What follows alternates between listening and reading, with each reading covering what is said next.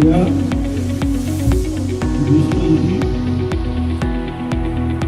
আজিৰ এই পবিত্ৰ দিনত এইজন যে আমাৰ গ্ৰন্থখন ইয়াত সভ্যতাৰ কথা আছে, ভূপ্ৰীতিৰ কথা আছে, ইয়াত গুণামৰ কথা আছে, জাতীয় জীৱনৰ বিশ্বহত্যা প্ৰকৃত পক্ষে এজন অসমক ভাল পোৱা সমাজখনৰ উত্তৰণৰ কাৰণে প্ৰতিটো পলত প্ৰতিটো মুহূৰ্তত কাম কৰি গৈছিল।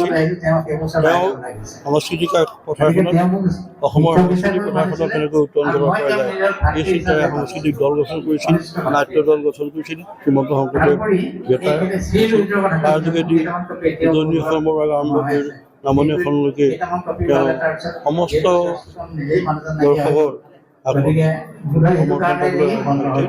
লগে লগে তেওঁ শ্ৰীমন্ত শংকৰদেৱ সংঘৰ এজন একনিষ্ঠ সেৱক আছিল।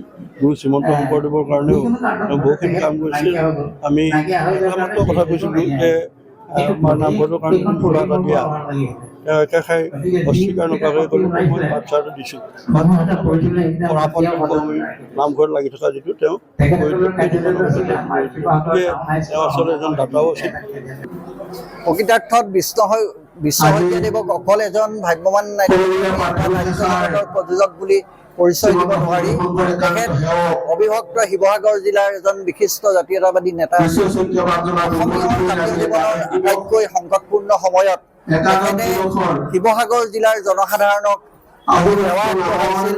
তাৰ লগতে তেখেতে জাতীয়তাবাদী চিন্তাধাৰাৰে অসমৰ জাতীয় জীৱনৰ উন্নতিৰ কাৰণে তেখেতে তেখেতে যি প্ৰচেষ্টা হাতত লৈছিল সেইবাবে চিৰনমস্য এজন বিশিষ্ট তেখেতে সকলো প্ৰকাৰে অসমৰ জাতীয় জীৱনৰ যি উন্নতি সেই উন্নতিৰ কাৰণে তেখেতে সদায় প্ৰচেষ্টা হাতত লৈছিল।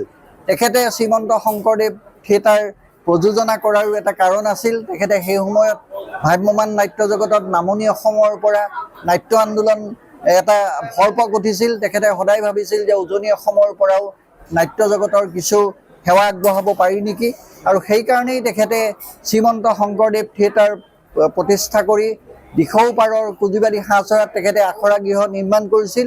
তাৰ লগতে তেখেতে চলচ্চিত্ৰ আৰু নাট্য জগতৰ তেখেতে সংমিশ্ৰণ আগবঢ়াইছিল।